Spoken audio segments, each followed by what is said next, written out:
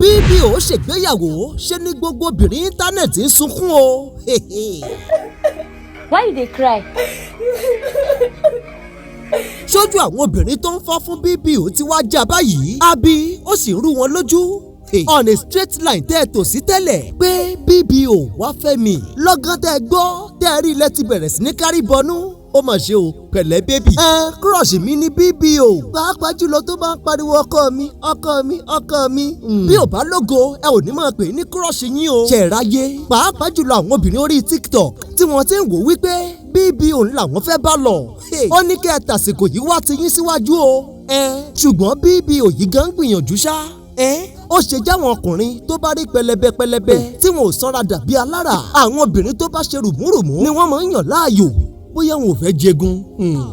Ẹni kí ló kàn mí ó ti dáa. Congratulations o sí BBO tòun ti yàwó ẹ̀. Tọ́lámiṣe Táíwò olórin ẹ̀bíkú làwọn méjèèjì. Bí wọ́n bá ṣe ń kọrin nípa tara ni wọ́n tún mọ̀ kọrin nípa tẹ̀mí. Àbájọ tí BBO ṣe máa ń kọ wípé ọkọ mi àṣọkọ tá à ń wíre. Gbogbo ẹ̀yin olólùfẹ́ BBO ẹ kí i pé congratulations o happy married life. Eléyìí pọ̀ ó pọ̀.